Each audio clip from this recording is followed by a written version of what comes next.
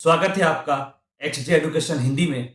इस वीडियो में हम लोग जॉब एनालिसिस के अलग अलग मेथड्स को पढ़ेंगे और जॉब एनालिसिस के ऑब्जेक्टिव्स को पढ़ेंगे। जॉब एनालिसिस की सहायता से इंप्लॉय का परफॉर्मेंस को इवैल्यूएट किया जाता है, इंप्लॉय के काम का आंकलन किया जाता है। जॉब एनालिसिस के हेल्प से ह्यूमन रिसोर्स डिपार्टमेंट को जरूरी इंफॉर्मेशन मिलता है जो इंप्लॉय को रिक्रूट करने में, इंप्लॉय को सेलेक्ट करने में, जॉब को डिजाइन करने में और इंप्लॉय के लिए ट्रेनिंग प्रोग्राम को डिजाइन करने में काम में आता है। कौन सा काम ऑर्गेनाइजेशन के लिए कितना इंपॉर्टेंट है, इसका पता भी जॉब एनालिसिस से चलता है। जॉब एनालिसिस के लिए कई सारे मेथड्स अवेलेबल होते हैं, पर जॉब को एनालाइज करने के लिए कौन सा मेथड चुना जाएगा, यह ऑर्गेनाइजेशन के रिक्वायरमेंट और नीड पर डिपेंड करता है। इसके अलावा ऑर्गेनाइजेशन का स्ट्रक्चर, जॉब का नेचर, जॉब का रिस्पॉन्सिबिलिटी और ड्यूटी भी यह तय करता है कि जॉब एनालिसिस के लिए कौन सा मेथड चुना जाएगा। जॉब एनालिसिस के किसी भी मेथड को चुनने से पहले उस मेथड का फीचर, एडवांटेजेस, डिसएडवांटेजेस आदि को भी इवैल्यूएट किया जाता है। चलिए जॉब एनालिसिस के कुछ कॉमन मेथड्स को देखते हैं। पहला है ऑब्जर्वेशन मेथड। इस मेथड में जॉब एनालिस्ट इंप्लॉय को उसके परफॉर्मेंस के रिपोर्ट को डायरेक्टली ऑब्जर्व करता है। इंप्लॉय के द्वारा परफॉर्म किया गया टास्क को जॉब एनालिस्ट देखता है और साथ ही साथ जॉब एनालिस्ट यह भी देखता है कि काम के दौरान उत्पन्न होने वाले चैलेंजेस को हैंडल करने के लिए इंप्लॉय का मेंटल और इमोशनल कैपेसिटी कितना है। इंप्लॉय के शेड्यूल के हिसाब से जॉब एनालिस्ट इंप्लॉय को काम करते हुए ऑब्जर्व करता है ताकि काम का डिटेल्स को जॉब एनालिस्ट सही से समझ सके। अच्छा, हमें पता है कि अलग अलग व्यक्तियों का, अलग अलग लोगों का एक सिचुएशन को देखने का नजरिया अलग अलग होता है, तो एक सिचुएशन को लेकर अलग अलग जॉब एनालिस्ट का पर्सपेक्टिव अलग अलग हो सकता है। पर इस मेथड के माध्यम से इंप्लॉय का प्रॉब्लम को सॉल्व करने का स्किल, इंप्लॉय का थिंकिंग स्किल को सही से मेजर नहीं किया जा सकता। जॉब एनालिसिस का अगला मेथड है इंटरव्यू मेथड। इस मेथड में इंप्लॉय का इंटरव्यू किया जाता है ताकि इंप्लॉय का काम करने का स्टाइल, प्रॉब्लम को सॉल्व करने का स्टाइल, काम को करने के लिए इंप्लॉय के द्वारा लगाया गया स्किल और टेक्निक के बारे में पता चलता रहे। काम के बारे में इंफॉर्मेशन कलेक्ट करने के लिए जॉब एनालिस्ट एक इंप्लॉय का भी इंटरव्यू ले सकता है या कई लोगों के ग्रुप का भी इंटरव्यू ले सकता है। इंटरव्यू में पूछे जाने वाला क्वेश्चन इस तरह का होना चाहिए जिससे जॉब से जुड़ा सारा इंफॉर्मेशन आसानी से मिल सके। जॉब एनालिसिस का यह मेथड काफी सिंपल और क्विक होता है। अगला मेथड है क्वेश्चनियर मेथड। जॉब एनालिसिस के लिए यह मेथड काफी आम होता है।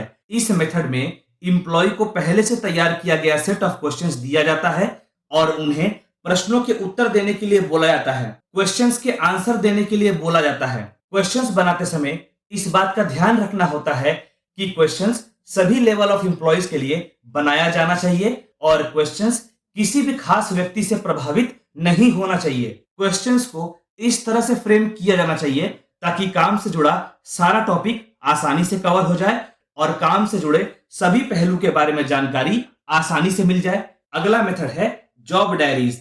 जॉब एनालिसिस के इस मेथड में इंप्लॉय अपने काम से जुड़े सारे एक्टिविटीज को डायरी में रिकॉर्ड करता है। इस मेथड के माध्यम से इंप्लॉय के काम का डे टू डे का इंफॉर्मेशन मिल जाता है। जॉब एनालिसिस का यह मेथड बड़ा टाइम कंज्यूमिंग होता है और कभी कभी तो काम का इंफॉर्मेशन निकालने के लिए बहुत सारे इंफॉर्मेशन को एनालाइज करना पड़ सकता है। अगला मेथड हुआ यूजिंग अवेलेबल डेटा। कुछ सिचुएशन में ऑर्गेनाइजेशन या कंपनी अवेलेबल रिपोर्ट्स और रिकॉर्ड से डेटा का उपयोग कर सकती है। जॉब को एनालाइज करने के लिए डेटा दूसरे कंपनी से लिया जा सकता है, गवर्नमेंट के डेटाबेस से लिया जा सकता है।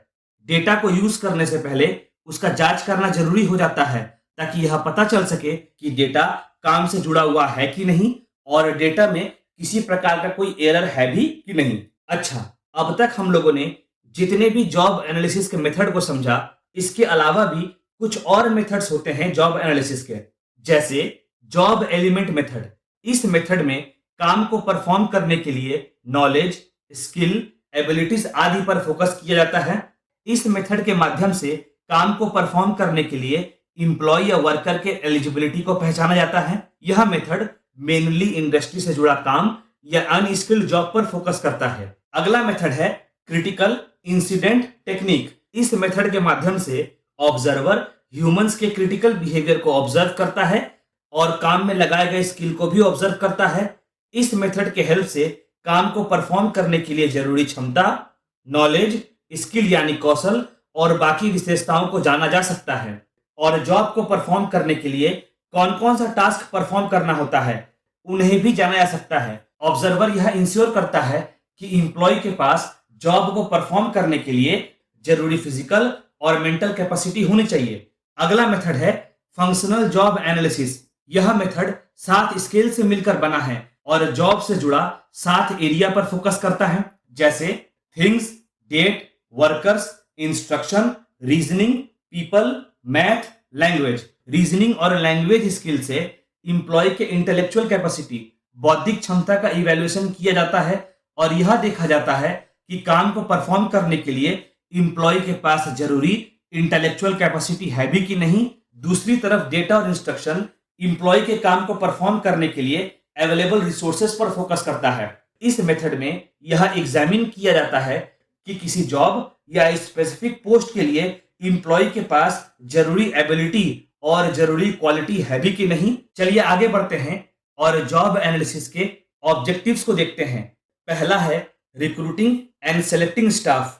कोई भी ऑर्गेनाइजेशन तभी अच्छे से काम कर पाता है जब उसके पास अच्छा इंप्लॉयज अवेलेबल होता है।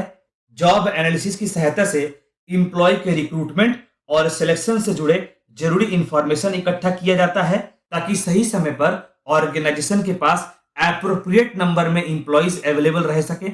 अगला है प्रोवाइडिंग ट्रेनिंग।